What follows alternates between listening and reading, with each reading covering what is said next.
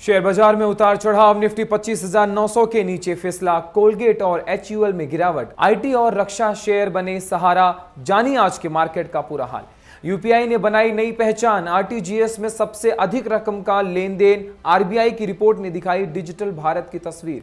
चांदी 22,000 रुपए सस्ती। सिल्वर ईटीएफ में 20% से अधिक गिरावट। निवेशक अब क्या करें? आप देख रहे हैं बही खाता। मैं हूं आपके साथ आशीष दुबे। लाया हूं आपके लिए मार्केट अपडेट्स।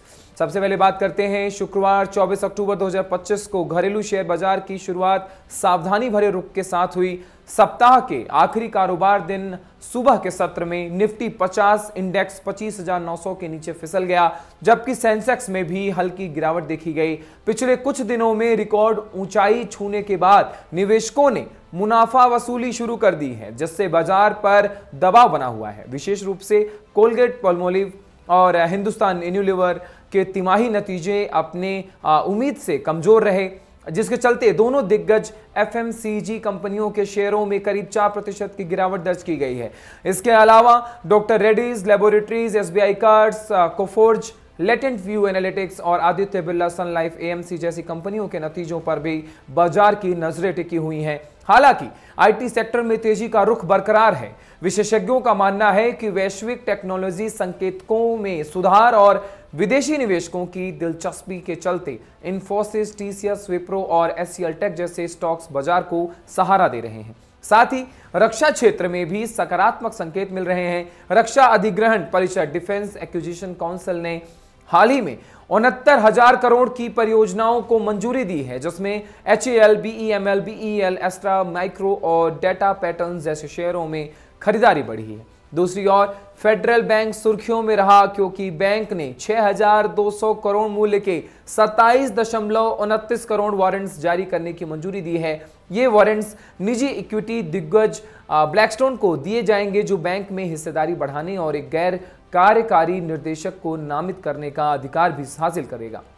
यह कदम बैंकिंग सेक्टर में विदेशी निवेश को नई दिशा दे सकता है। वैश्विक बाजारों की बात करें तो ब्रेंट क्रूड ऑयल की कीमतें फिर से 66 प्रति डॉलर बैरल के आसपास पहुंच गई है, जिससे भारत जैसे तेल आयात तक देश की मुद्रा और चालू खाते पर दबाव बन सकता है।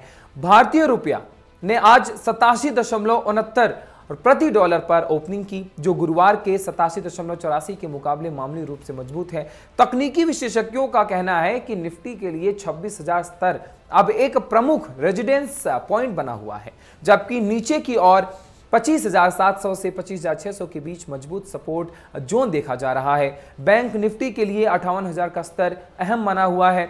इस हफ्ते का बाजार एक मिश्रित तस्वीर पेश कर रहा है, जहां एक और आईटी और रक्षा क्षेत्र के शेयरों में तेजी देखने को मिल रही है, वहीं उपभोक्ता वस्तुओं और बैंकिंग सेक्टर में कमजोरी बनी हुई है। संक्षेप में समझें, निफ्टी 25,900 के नीचे 26,000 प्रमुख रेजिडेंस स्तर। सेंसेक्स हल्की गिरावट के साथ सीमित दायरे में कारोबार कर रहा है। कोलगेट और एचयूएल की बात करें तो कमजोर नतीजों के चलते 4% टूटे। फेडरल बैंक 6,200 करोड़ के वारंट्स जारी करेगा। ब्लैकस्टोन को डिफेंस स्टॉक्स 69,000 करोड़ के ऑर्डर के बाद तेजी। रुपया 87.69 प्रति डॉलर पर हल्की मजबूती।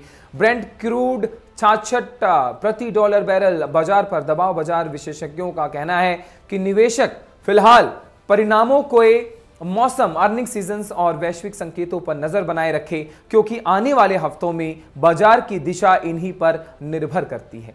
यूपीआई ने बनाई नई पहचान, इसकी भी बात कर लेते हैं। आरटीजीएस में सबसे अधिक रकम का लेन देन। आरबीआई की रिपोर्ट ने दिखाई डिजिटल भारत की तस्वीर। भारतीय रिजर्व बैंक आरबीआई की पेमेंट सिस्टम रिपोर्ट के मुताबिक भारत में डिजिटल भुगतान की गति पहले से कहीं ज्यादा तेज हो चुकी है। जून 2025 तक समाप्त आधे साल एचवाई की अवधि में देश भर में 12,569 करोड़ लेन देन हुए हैं, जिनकी कुल कीमत 1,572 लाख करोड़ रही। इन लेन देन में यूपीआई यूनिफाइड पेमेंट्स इंटरफेस ने वॉल्यूम यानी संख्या के लिहाज से सबसे बड़ा योगदान दिया, जबकि RTGS real time gross settlement ने लेन देन के मूल्य के मामले में सबसे आगे रहकर भरोसे की प्रतीक बना। रिपोर्ट के अनुसार 2019 से 2024 के बीच भारत में डिजिटल लेन देन में जबरदस्त उछाल देखने को मिला। ट्रांजैक्शन वॉल्यूम 3,248 करोड़ से बढ़कर 20,839 करोड़ तक पहुंच गया और कुल मूल्य 1,775 लाख करोड़ से बढ़कर 2,830 लाख करोड़ हो गया। हालांकि इस दौरान डेबिट कार्ड ट्रांजैक्शंस में गिरावट देखी गई क्योंकि उपभोक्ता अब ज्यादातर भुगतान यूपीआई और अन्य डिजिटल विकल्पों के जरिए करना पसंद कर रहे हैं। यह बदलाव साफ दिखाता है कि भारत तेजी से एक नगद रहित और पूरी तरह डिजिटल अर्थव्यवस्था की ओर बढ़ता हुआ दिखता है। बात करते हैं चांदी की। चांदी 22,000 रुपए सस्ती, सिल्वर ईटीएफ में 20% से अधिक। लेकिन सबसे बड़ा सवाल, निवेशक अब क्या करें? सोना और चांदी दोनों इस समय तेज गिरावट के दौर में गुजर रहे हैं। चांदी एमसीएक्स पर 1,48,385 रुपए प्रति किलो पर कारोबार कर रही है, जो अपने रिकॉर्ड हाई 1,70,415 रुपए से 22,000 रुपए नीचे है। सोना भी अपने रिकॉर्ड स्तर 1,32,294 रुपए प्रति 10 ग्राम से लगभग 9,000 रुपए सस्ता हो गया है। अंतरराष्ट्रीय बाजारों में भी दबाव जारी है, जहां स्पॉट गोल्ड $4,102 प्रति औंस और चांदी $48.82 प्रति औंस पर कारोबार कर रही है। डॉलर की मजबूती, ऊंची ब्याज दरें और वैश्विक आर्थिक अनिश्चितता ने कीमती धातुओं पर दबाव बनाया, जिससे भारत में भी गोल्ड और सिल्वर ईटीएफ में बिकवाली बढ़ी है। इस गिरावट का असर ईटीएफ में भी साफ देखा जा रहा है। Nippon India silver ETF record high से 20%, एचडीएफसी सिल्वर ईटीएफ लगभग 24%, आईसीआईसीआई सिल्वर ईटीएफ 21% और एसबीआई सिल्वर ईटीएफ 18% नीचे है। गोल्ड ईटीएफ में भी कमजोरी बनी हुई है। HDFC gold ETF 3.5%, SBI gold ETF 3.7% और आईसीआईसीआई गोल्ड ईटीएफ लगभग 4% टूटा। विशेषज्ञों का कहना है कि सोना और चांदी लॉन्ग टर्म निवेश के लिए सुरक्षित और भरोसेमंद है। यदि आपने हाई पर खरीदी है तो धैर्य बनाए रखें और जल्दबाजी से बचें। वही नए निवेशकों के लिए है कि इस गिरावट का फायदा उठाकर छोटे छोटे अमाउंट से एसआईपी की तरह ईटीएफ में निवेश शुरू कर सकते हैं। विशेषज्ञ मानते हैं आने वाले महीनों में ब्याज दरों में नरमी और डॉलर इंडेक्स में कमी और आने पर गोल्ड और सिल्वर में रिकवरी देखने को मिल सकती है। आप देख रहे थे बही खाता, मैं हूं आपके साथ आशीष दुबे। लाया था आपके लिए मार्केट अपडेट्स।